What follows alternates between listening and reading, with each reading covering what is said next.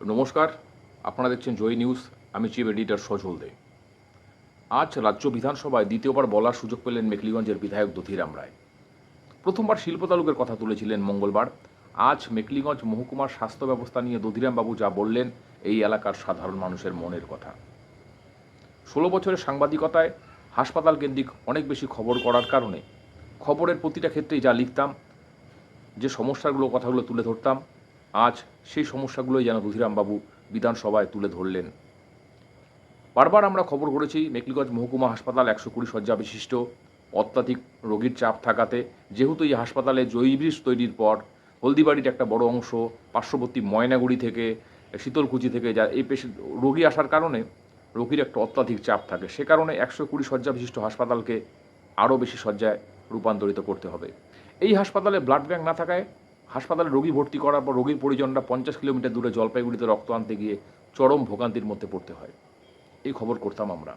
হাসপাতালে ICU, CCU, এসডিইউ কোনো রকম ইউনিট না থাকার কারণে জটিল অস্ত্রোপচার বা মুমূর্ষু রোগীর ক্ষেত্রে কিন্তু একটা ঝুঁকি থেকেই যায়, বাধ্য হয়ে সেই রোগীকে জলপাইগুড়িতে রেফার করে দেওয়া হয়।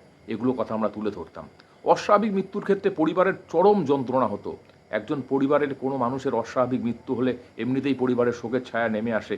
তারপর সেই দেহটাকে এখান থেকে 50 কিলোমিটার দূরে মাথাভাঙায় পোস্টমর্টম করতে নিয়ে যাওয়া, বেশিরভাগ ক্ষেত্রে মাথাভাঙায় যখন বন্ধ থাকে 100 কিলোমিটার দূরে কুচবিহার নিয়ে যেতে হয়। চরম ভোগান্তিতে পড়তে হয়, অথচ হাসপাতালে মর্গ রয়েছে। তাহলে এখানে পোস্টমর্টম কেন চালু হয়নি? এই কথাগুলো আমরা বারবার বলতাম। স্বাস্থ্যকেন্দ্রের কথা, হাসপাতালের সমস্যাগুলোর কথা, ব্লাড ব্যাংকের কথা, এগুলো আমরা বলতাম। আজ দধিরামবাবু কিন্তু সেই মানুষের যে কণ্ঠস্বর, সেগুলি আজ বিধানসভায় তুলে ধরলেন।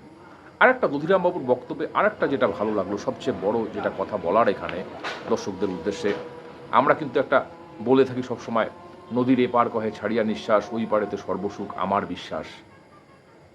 আমরা এপার থেকে ভাবি ওপারে সব কিছু, ওপার থেকে ভাবি এপারে। দধিরামবাবু কিন্তু তিস্তার এপারের মানুষ। দধিরামবাবু কিন্তু তার বক্তব্যের শুরুতে যখন মেখলিগঞ্জ মহকুমা হাসপাতাল নিয়ে কথা বলছিলেন, 120 শয্যাটাকে বাড়াতে হবে, সঙ্গে সঙ্গে পরের কথাটাই কিন্তু তিনি বললেন, হলদিবাড়ি যে স্টেট জেনারেল হাসপাতাল, সেই হাসপাতালের কিন্তু শয্যা সংখ্যা বাড়ানো, চিকিৎসক, স্বাস্থ্যকর্মী সহ এগুলো দিয়ে এই পরিষেবাটা। কারণ শুধু মেখলিগঞ্জ মহকুমা হাসপাতাল তো অবশ্যই, মেখলিগঞ্জ মহকুমা হাসপাতালে প্রচুর রোগীর চাপ রয়েছে। এই হাসপাতালের পরিকাঠামো সবচেয়ে বেশি তো প্রয়োজন হবেই, কারণ এই এলাকার সমস্ত রোগীর কোনো সমস্যা হলেই কিন্তু মহকুমা হাসপাতালে পাঠানো হয়। কিন্তু পাশাপাশি হলদিবাড়ি এলাকার মানুষের স্টেট জেনারেল হাসপাতাল, সেটারও তো পরিষেবার মান বাড়াতে হবে। এগুলো নানা কথা কিন্তু দধিরামবাবু আজ তার বিধানসভার ভাষণে তুলে ধরলেন।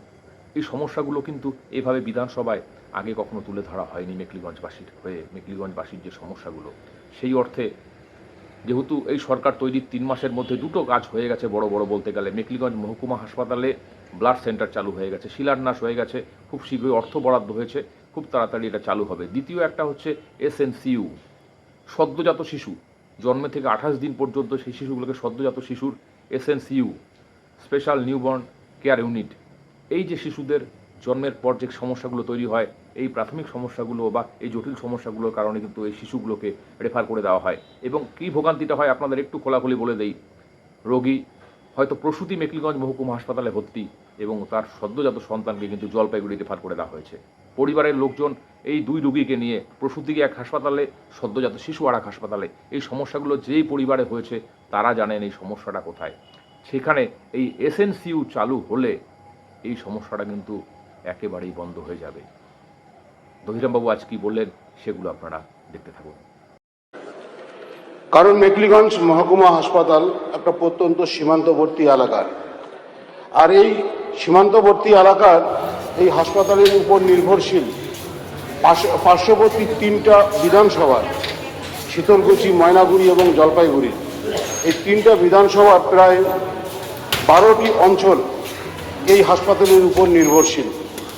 এবং এই হাসপাতালে মাত্র 120টি বেড রয়েছে। এই 120টি বেড দিয়ে সেখানে চিকিৎসা করা খুব দুষ্কর বিষয়। প্রত্যেকটা বেডে 2 জন করে রোগী ভর্তি থাকেন, এবং অনেক সময় বারান্দার মধ্যে রোগীকে থাকতে হয়। বিগত হচ্ছে হলদিবাড়ি গ্রামীণ হাসপাতাল, বিগত সরকার সেটাকে স্টেট জেনারেল হাসপাতাল করার জন্য প্রতিশ্রুতি দিয়েছে, এবং তার সঙ্গে এনক্লেভ সেটেলমেন্ট 2015 সালে বাংলাদেশ থেকে 51টি ছিটমহল এর বাসিন্দাদের যে প্যাকেজ কেন্দ্রীয় সরকারের তরফ থেকে দেওয়া হয়েছে, সেই কেন্দ্রীয় সরকারের প্যাকেজের থেকে 9,43,00,000 টাকা দিয়ে সেখানে স্টেট জেনারেল হাসপাতালের বিল্ডিং তৈরি করা হয়েছে। কিন্তু বিল্ডিং হলেও সেখানে ওই 30 বেডের হাসপাতাল হিসাবে চলছে, তার কোনো ব্যবস্থা গ্রহণ করে প্রয়োজনীয় ব্যবস্থা ম্যান পাওয়ার দেওয়া হয়নি। তাই অতি বিলম্বে চিকিৎসক, নার্স, টেকনিশিয়ান এবং অন্যান্য প্রয়োজনীয় কর্মী নিয়োগের ব্যবস্থা করতে হবে।